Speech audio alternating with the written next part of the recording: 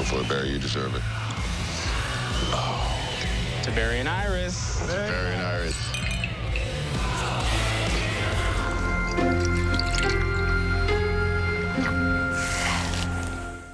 Hey everybody, this is going to be my episode 5 video. It was mostly a Killer Frost episode, even though there was a subtle Arrow crossover going.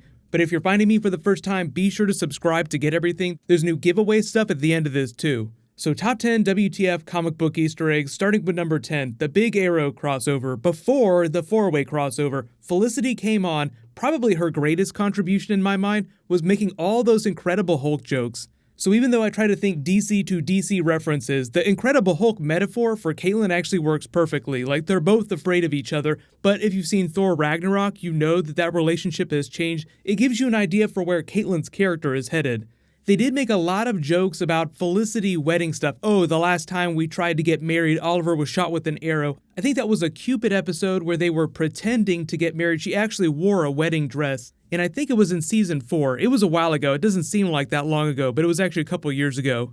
But number 9, we get the Barry PowerPoint. We get to see them as kids. They got married as children. They just want to show you that they've been so close their entire life. You can imagine the theme music from the Wonder Years playing in the background. And even though the episode was largely about the craziness of the night and the emergence of Killer Frost, they still did tie in a bunch of thinker stuff, like at the beginning of the episode where they say, we need to track down DeVoe. There are thousands of DeVoes. Do you know any killer babies? That's a reference to Baby Darkseid, who's been a big thing in the comics this past year, since they resurrected him. It's part of this big comic book plot that has nothing to do with the TV shows, but it's become a really funny thing lately with Baby Darkseid. Batman recently pulled him right out of his utility belt. But number 8, welcome back Killer Frost. So they have the first big fight with Amunet Black's man, the blacksmith. You saw that little tag at the end of last week's episode. So it's all just meant to push Caitlyn into a situation where she has to use her powers. Because Incredible Hulk style, she's totally afraid of Killer Frost, because we actually learned through the course of the episode that she doesn't remember what happens while she's Killer Frost.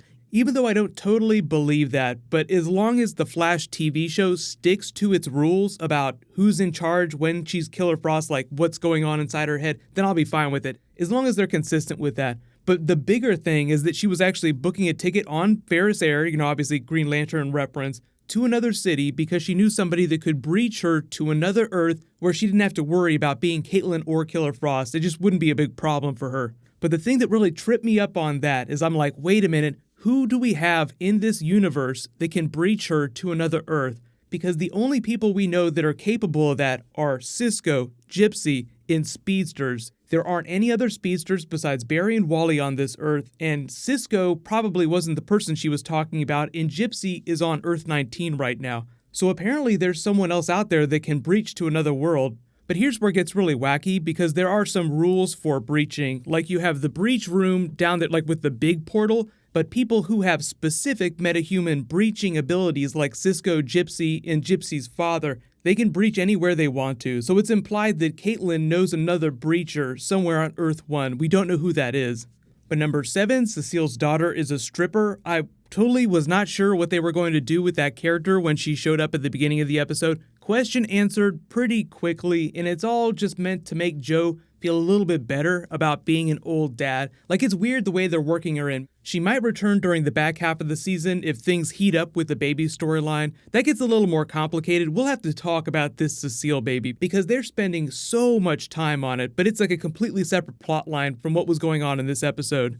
So you just have a lot of funny moments. The way they pitched the episode is that this was going to be a situation whereby the girls had to save the day because something had happened to Barry, and turns out that something is him just getting super drunk using Cisco's special sauce.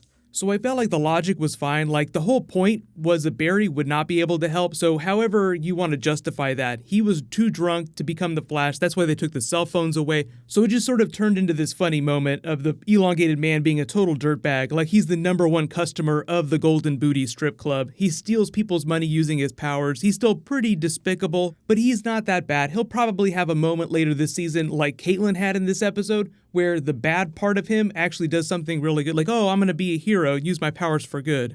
But there were all kinds of speedster puns when Barry got drunk. I'm the Flash, run it off, because I'm the Flash.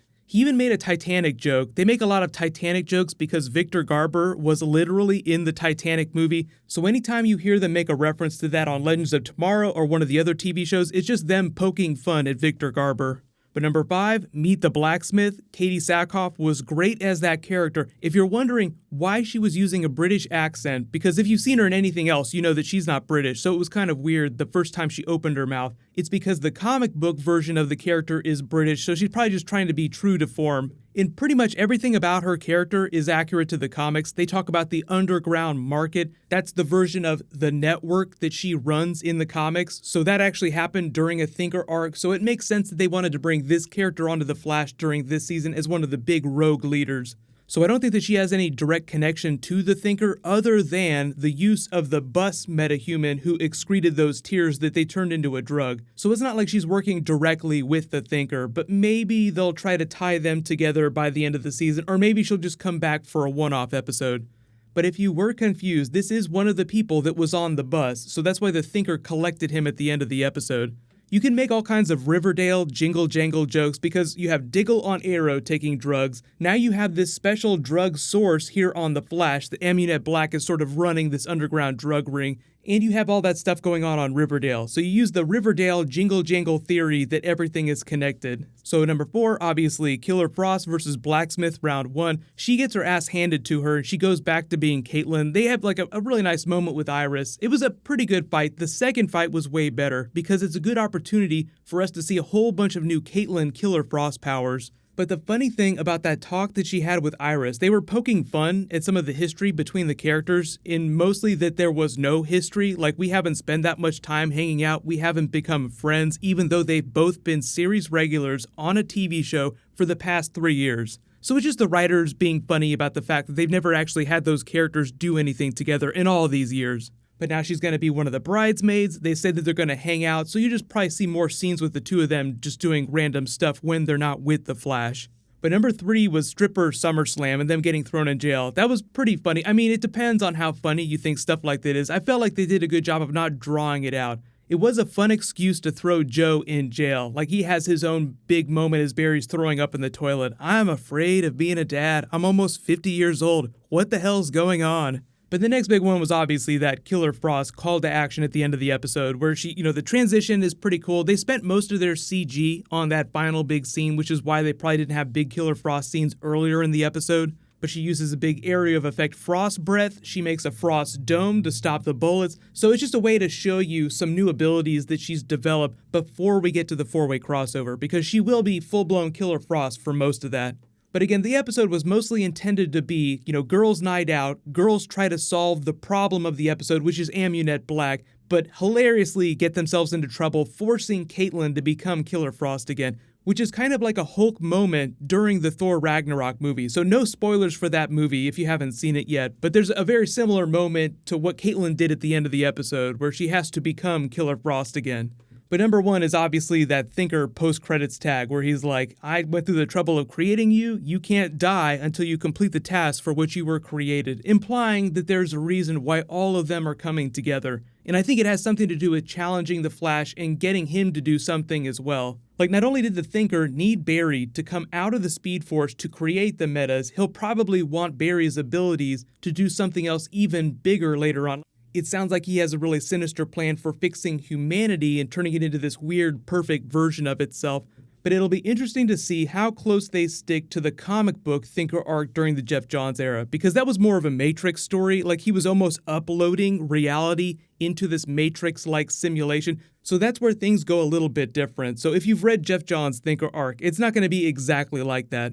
But just remember, at the end of the episode where Blacksmith says, I'll come back and ruin something for you, that's just her saying that she'll be back probably in the second half of the season sometime in the spring. But the only other real big thing of note was that really long scene with Cecile and Joe. They're spending a lot of time with those characters. Because yeah, they're being a lot more positive and comedic this season, but there's always a reversal. Anytime they linger on something in a really awkward way, like, wow, this is a really long scene. Why is this going on so long? So I know everybody's thinking Daniel West Reverse Flash, but it just remains to be seen how quickly her pregnancy proceeds and what they might do in the final episodes of the season. A lot of people think that it'll have something to do with the Thinker arc, and that does does make a lot of sense. Like, maybe the baby will have something to do with the Thinker's plan. But let me know in the comments, what did you think of the episode? Obviously, it was a little bit weird because it was a very different type of episode than you would normally get. Normally, the Flash is the person that solves all the problems.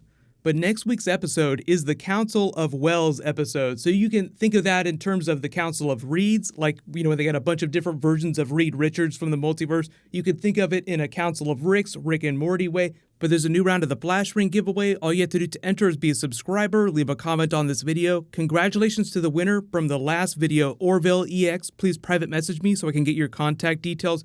You can click here for the teaser trailer for the big 4-way crossover, and you can click here to learn about Marvel maybe crossing over with the X-Men movies eventually. Thank you so much for watching. Everybody stay awesome. I'll see you guys tonight.